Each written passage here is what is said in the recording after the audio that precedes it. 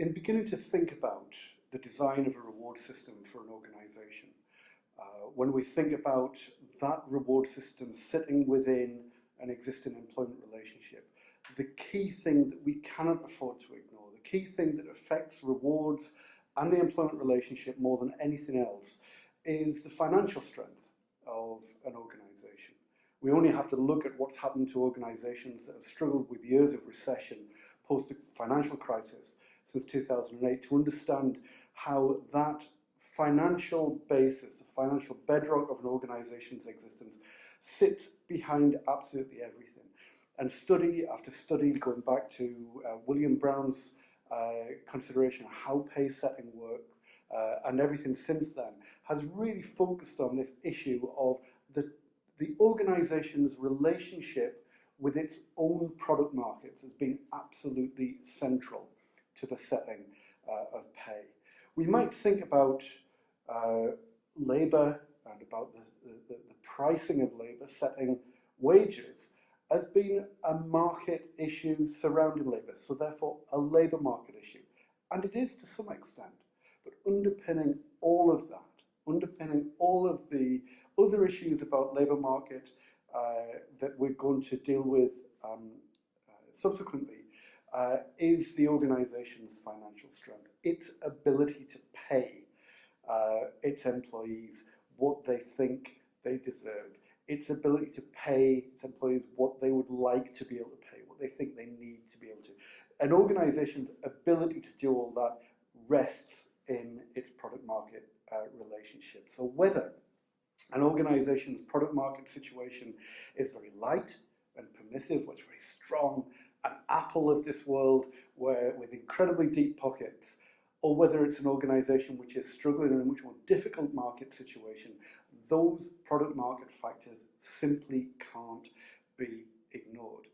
Now, that's not to say that we can simply look at an organisation's product market situation, their financial strength, and read off from that, A, the kind of employment relationships that we'll find in there, or B, the kinds of rewards that that organisation will offer. Because there will be a variety of responses, a variety of ways of managing and paying labour in any competitive situation. But that competitive situation is absolutely unavoidable. It's a clear constraint.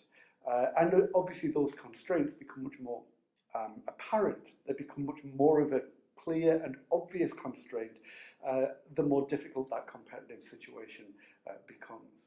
So when an organisation is under a severe competitive threat, then that constraint becomes a very clear limitation on what an organisation can do and what an organisation might be willing to do, on the way that managers will behave in terms of the setting of pay and the managing of an employment relationship. So product markets and the financial strength of an organisation are absolutely key issues to understand when we approach the business of setting pay in an organisation, when we start to think about the design of reward systems.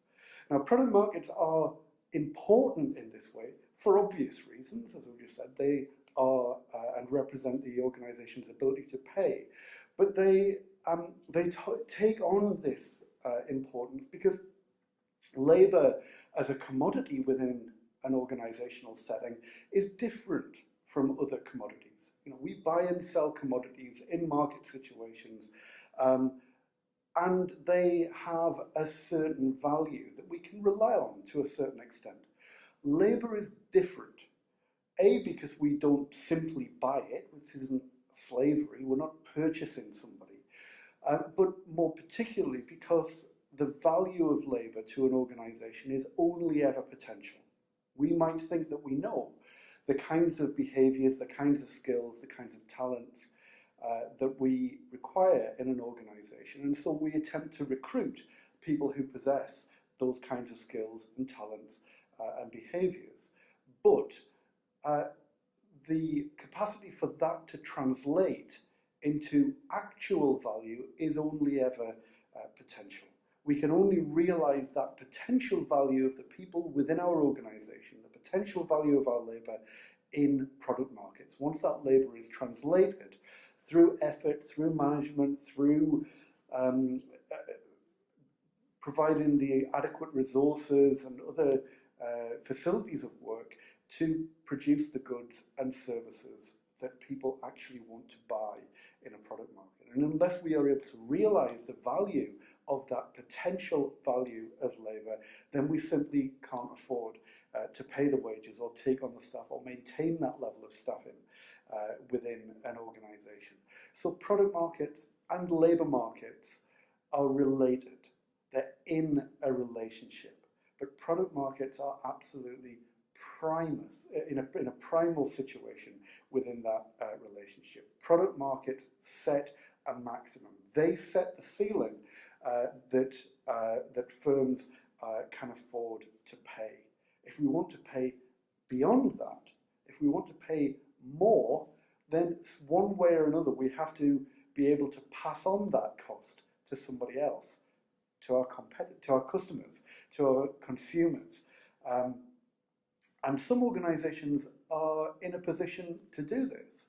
If an organisation is in a very advantageous market situation, if they're the market leader, if they have a product which is very valuable, very desirable, something that people will buy almost regardless of price, then sure, organisations can pass on that cost very easily. In more competitive situations where an organisation can be undercut, where maybe the brand of an organisation isn't as strong as it might be, then they are always going to face the challenge of having to compete on cost, which means that they have to be aware of the margins that they add on through the value that they provide to their employees through their pay packet. So product markets and our awareness of our product market situation is a very important thing to consider at the start of the design process for a reward system. It's also something to consider about the way in which that will have an effect on the broader employment relationship.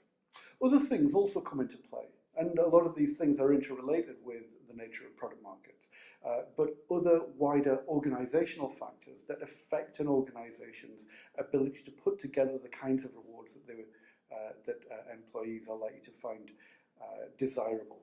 The nature of the industry that an organisation is within. It's not just that some industries have more advantageous product markets than others. It's also the fact that industries differ between each other. So some industries are very labour intensive and some industries are very technology intensive. Now, if you're in an industry that's very labour intensive, a huge proportion of your fixed costs are going to be people. They're going to be wrapped up in the wages, in the reward systems that you provide. And so organisations have to be very careful because that provides a much greater element of their fixed costs. So we tend to see that labour-intensive industries tend to pay less than technology-intensive industries. Similarly with size. Size doesn't always equate to success, but we tend to see that big companies will also tend to have big, deep pockets. And so that translates into ability to pay, and it translates into product market position, and so therefore that gets reflected in the attractiveness or the generosity of the rewards that are on offer. So big firms tend to pay more than small ones. And around all of this, regardless of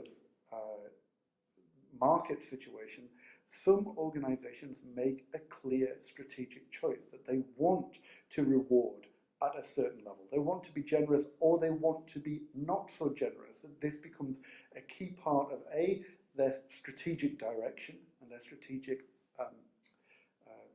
positioning in relation to the markets, both product market and labour markets. And so they may see that the rewards that they want to see to provide outside of their market constraints as a key part of what they think will provide competitive advantage